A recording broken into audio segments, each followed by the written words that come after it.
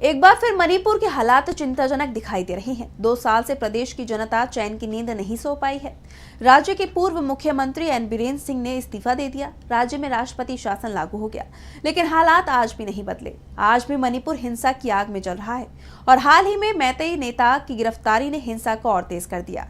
National highway बंद हो गए, लोगों को जरूरी सामान भी नहीं मिल रहे हैं। ऐसे में सवाल मोदी सरकार पर उठ रहे हैं। तो क्या है मणिपुर के मौजूदा हालात, जानने के लिए देखिए रिपोर्ट। मणिपुर में एक बार फिर हिंसा उग्र हो गई है। मैतेई समुदाय काफी आक्रोश में नजर आ रहा है। बीती रात प्रदर्शनकारियों ने निषेधाज्ञा का उल्लंघन करते हुए रात भर मशाल जुलूस निकाला। सरकारी इमारत को जला दिया गया और प्रदर्शनकारियों की सुरक्षा बलों के साथ झड़प हुई। उनकी नाराजगी की वजह मैतेई संगठन अरम्बाई टेंगोल के नेता कानन सिंह की गिरफ्तारी है।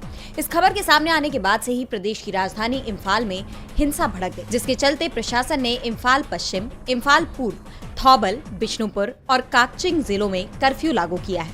साथ ही इंटरनेट और मोबाइल सेवाएं भी बंद कर दी गई हैं। इन तनावपूर्ण हालात के बीच हाईवे ब्लॉकेज और ट्रांसपोर्ट रूट्स भी प्रभावित होने से आम लोगों को काफी महंगाई का सामना करना पड़ रहा है।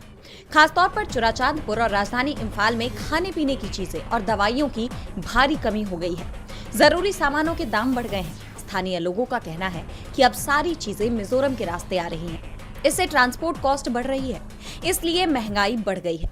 पहले जैसी स्थिति नहीं रही। इस बीच राज्य के पूर्व मुख्यमंत्री एन बीरेन सिंह और राज्यसभा सांसद लीसेम्बा सनाजाओबा दिल्ली रवाना हो गए हैं। वे राज्य के मौजूदा हालात पर केंद्रीय नेताओं को जानकारी देंगे। लेकिन सवाल ये है कि आखिर इस समस्या का समाधान कब होगा।